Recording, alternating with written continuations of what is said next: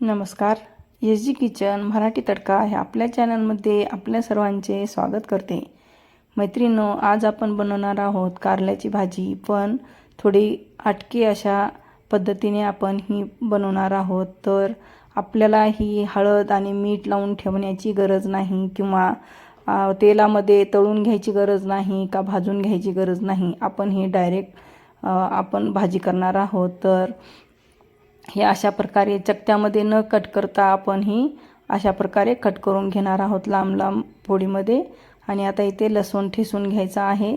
7-8 कळ्या आपल्या पाकळ्या ठेसून घ्यायच्या आहेत. आणि कढई तापत ठेवलेली आहे गॅसवर. आता त्यामध्ये आपण 2 चमचे ऑइल टाकून घेऊयात. आणि ह्यातच आता मोहरी आणि जिरे टाकून घेऊयात. खूप झटपट होणारी आणि कमी साहित्यामध्ये, कमी मसाल्यामध्ये आणि खूप असे परेशान न होता ह्याचे व्हिटॅमिन्स आपल्याला तसेच साबूत ठेवून आपल्याला ही कारल्याची भाजी बनवायची आहे. बिलकुल कडू होत नाही. तर ह्यामध्ये आता 1 चमचा मोहरी आणि 1 चमचा जिरे टाकून घेऊया. आणि त्याचबरोबर आपण जो लसूण ठेसून घेतलेला आहे तो पण ह्यामध्ये टाकून घेऊयात.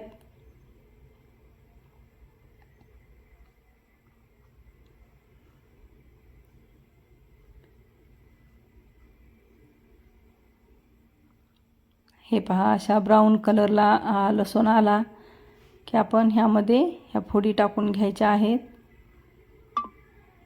हे पहा, आता आपण ह्याला अगोदर परतून घेऊयात लसणाला आणि ह्या फोडी टाकून घेऊयात ह्यामध्येच.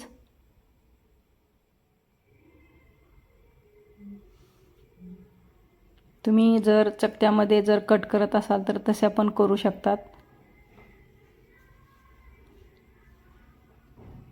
त्यामधले बी काढायचे आहे. जे कवळे बी आहे ते ठेवले तरी चालते. बिलकुल कडू होत नाही भाजी. आपल्याला ही रस्सा भाजी करायची आहे. ग्रेव्ही तयार करायची आहे आपल्याला ही भाजीची.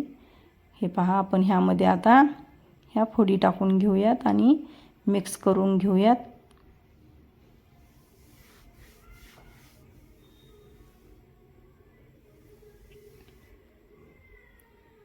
ह्या फोडी थोडा वेळ आपल्याला अशाच प्रकारे वाफवून घ्यायच्या आहेत. ह्यामध्ये थोडी हळद आणि मीठ टाकून घ्यायचं आहे थोडं वापरलं की. तर त्या अगोदर आपण इथे वाटण तयार करून घेऊयात, कारण आपल्याला ही ग्रेव्ही तयार करायची आहे. शेंगदाणे, 1 मोठा कांदा आणि अर्धा खोबळा आहे हा, तो आपण मिक्सरला फिरवून घेऊयात. हे पहा, खूप वेगळ्या पद्धतीने आपण ही भाजी बनवणार आहोत.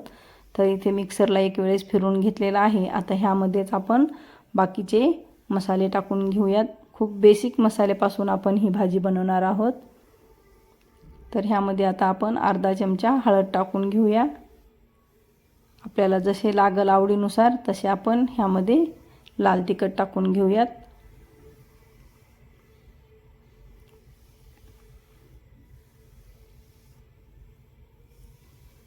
आणि हे पहा, बिलकुल कमी प्रमाणामध्ये आपल्याला हा गूळ टाकायचा आहे. बिलकुल 1 खडा असा आपल्याला हा गूळ टाकून घ्यायचा आहे. अगदी कमी प्रमाणामध्ये, नाही टाकला तरी चालतो, पण आपण ह्यामध्ये गुळामुळे थोडा कडूपणा कमी होतो म्हणून आपण हे थोडंसं टाकायचं आहे. आणि थोडं पाणी टाकून ह्यामध्ये फिरून घ्यायचं आहे.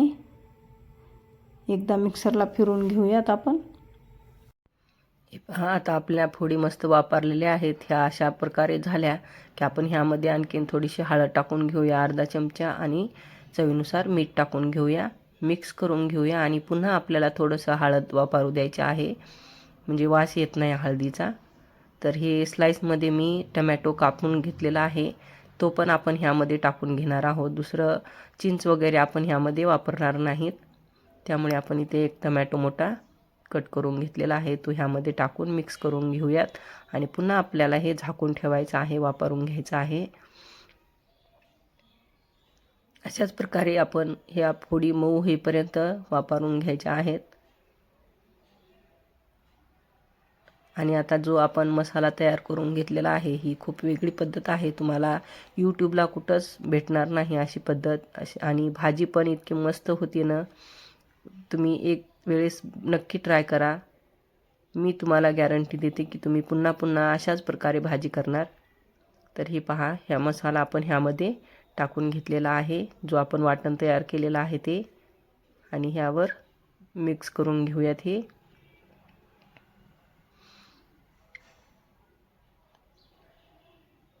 एकदम मिळून घ्यायचं आहे आपल्याला. हे मिळून घेतल्यानंतर पुन्हा आपण ह्यावर झाकण ठेवून घेऊयात. तुम्ही अशा प्रकारे पण ही भाजी असेच टिफिनसाठी वगैरे देऊ शकता.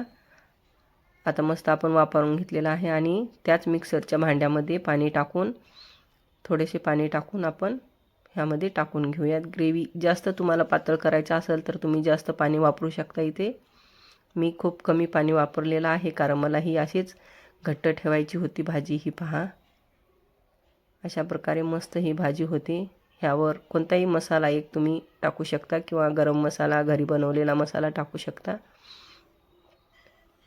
आता ह्यावरून आपण कोथिंबीर टाकून घेऊयात आणि तुमचे घरचे ओळखू सुद्धा शकणार नाहीत की ही कारल्याची भाजी आहे म्हणून. तर मैत्रिणींनो, नक्की ट्राय करा आणि मला कमेंट करून सांगा की तुम्हाला ही रेसिपी कशी वाटली. आणि जर व्हिडिओ आवडला असेल तर लाईक करा, शेअर करा तुमच्या नातेवाईकांसोबत, घरच्यांसोबत, आणि माझ्या चॅनलला सबस्क्राईब करा. थँक्यू, धन्यवाद.